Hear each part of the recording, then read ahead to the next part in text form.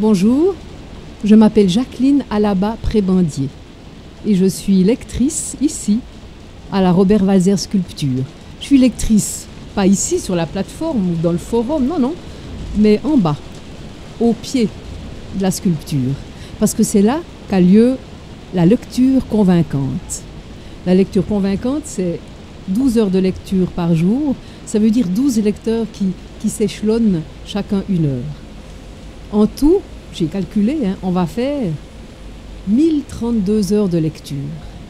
Et c'est en français, en allemand, en suisse-allemand, en anglais plutôt américain, en italien et en espagnol.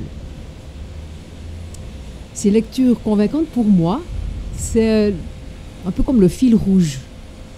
Le fil rouge qui traverse toute la sculpture, une sorte de colonne vertébrale. Pour moi, j'ai l'impression que c'est un élément qui est vraiment important de cette, de toute cette monture, cette sculpture, comme on le dit. D'abord, je pensais venir. Au début, je me suis dit, je vais venir parler de ces lectures convaincantes ici, parce que c'est quand même important. Puis après, j'ai un peu oublié. Puis après, je me suis dit, allez, si, je reviens quand même. Puis je reviens ce matin, c'est pour rappeler que ça a lieu. Parce que je constate souvent que les visiteurs sont là, ils visitent les ateliers, les petites niches, ils passent les passerelles, ils nous entendent, ils nous voient, on est sous le parasol rouge. Et puis, ils descendent pas forcément. C'est rare qu'on voit vraiment des gens qui disent on est venu vous voir, ou bien même des journalistes, de toute façon on ne les voit pas, mais dans les articles, j'ai aussi remarqué, à la télévision, on parle très peu de nous. Et c'est vraiment un élément qui a son importance. Nous, on est là, assis, sur une chaise, parasol, les gens dans le dos, la sculpture dans le dos, et on est seul au pied de cet immense, ce monument, on va dire, c'est un peu comme un château, une forteresse de planches. On parle en direction de la rue de la Gare, les mots partent dans ce sens-là. Il y a des passants, tout le temps, qui captent ici et là des mots. Il y en a qui s'arrêtent parfois. Il y en a qui s'arrêtent, qui s'asseyent à côté de nous, derrière nous, mais là, ils n'entendent pas beaucoup. Il y a aussi en face de nous le banc des personnes habituées de la place de la Gare, qui étaient là bien avant la sculpture, qui sont restées là, et qui sont là, qui vivent leur vie. Parfois, ils font du bruit, beaucoup de bruit, pas mal de bruit, ou bien il y a de la musique. Il y a des gens qui passent à côté de nous, qui ne remarquent même pas qu'on est en train de lire. C'est très spécial. On est vraiment, nous, dans l'espace public. Il y a des beaux moments, des très beaux moments, des moments de grâce, comme je dirais, puis des moments de disgrâce, c'est quand ça s'agite un peu beaucoup, et puis il faut vraiment se concentrer sur son texte pour ne pas partir dans les décors.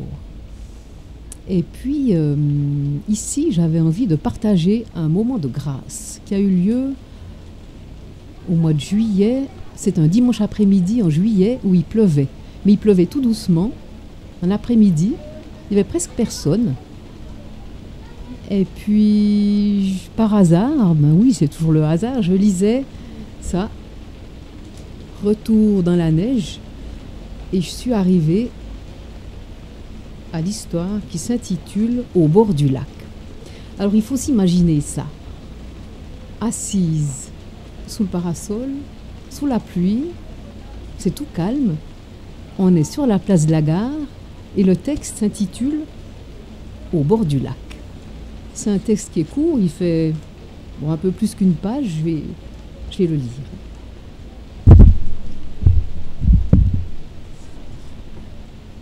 Au bord du lac.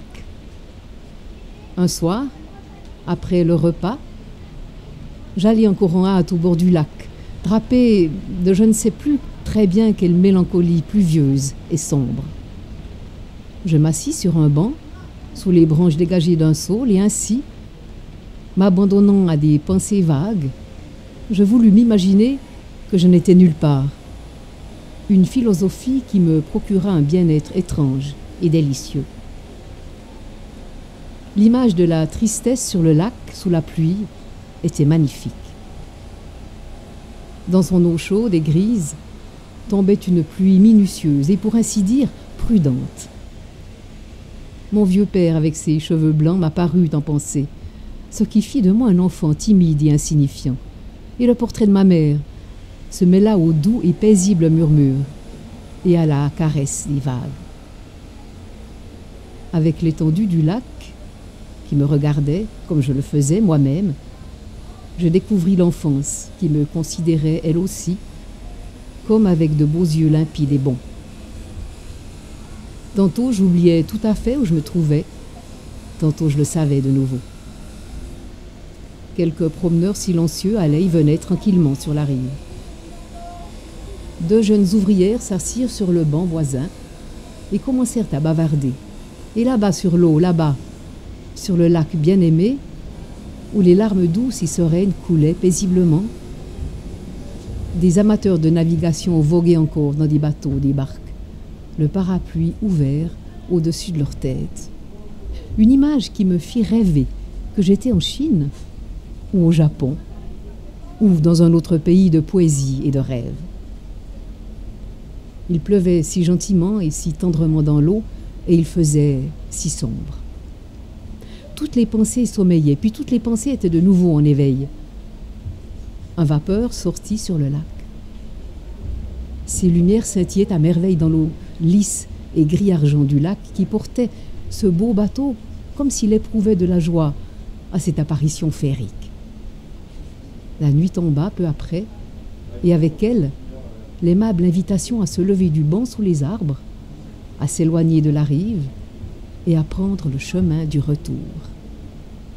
Voilà. C'était un peu de poésie sur la place de la gare, où, on va dire, le lac de Bienne s'était invité, un dimanche après-midi.